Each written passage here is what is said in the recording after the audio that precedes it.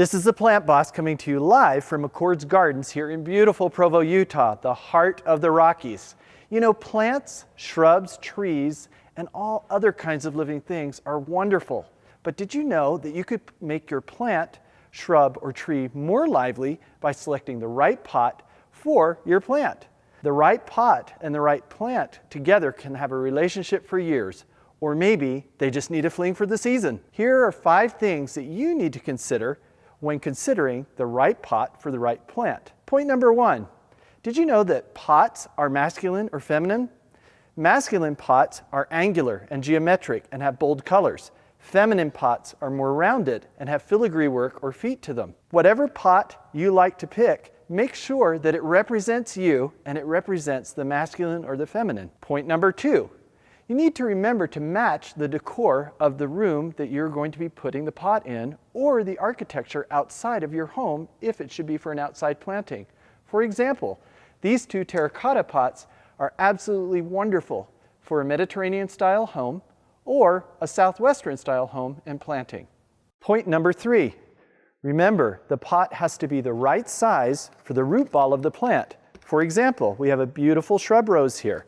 A good way to determine the right size pot for this plant is to actually bring the plant with you and place it into the pot to make sure that the pot is somewhat larger than the root ball of the plant. By doing so, you allow growing room for the plant. Point number 4, the pot has to have really good drainage, and a hole in the bottom of the pot, just like this or like this, allows for that water to drain out properly. The problem with having too much water in a planting is that fungus and other microbes grow and attack the root systems of the plant and cause root rot. And then you lose not only your plant, but you have an empty pot too. Sometimes there are pots that actually have no holes.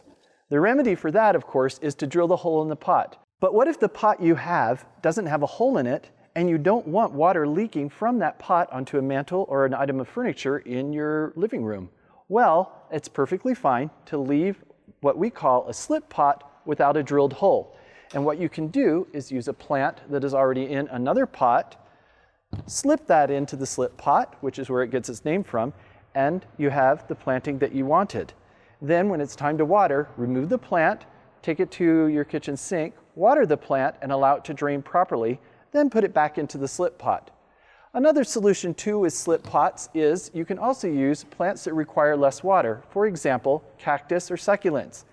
In a case of this kind of a planting, you would need to take some activated charcoal, put that into the bottom of your pot, or stones, put those into the bottom of the pot, fill that with soil, and then do your normal planting. But remember, if you're planting in a slip pot, be stingy with watering. Point number 5, you need to be sure that the pot emphasizes the plant or the planting that's within it. In this case, we have a beautiful anthurium. Notice the red coloration and the deep green foliage of the leaves. For this planting, I suggest a bright red pot. What that does is it pulls from the red of the sepals and contrasts with the green, so it's very complementary to this planting. Well, today we have learned a little bit about what to consider when you're considering a pot to purchase for a plant or a planting. This is awesome. I hope you've enjoyed your time with us. Thank you for being with us. And remember, all items that you've seen today are available for purchase at McCord's Gardens or at your local nursery and retail outlet. Thank you. And if you enjoyed this video, please subscribe below and comment below on what you would like to see us do in the future. Peace, love, and lift someone through gardening today.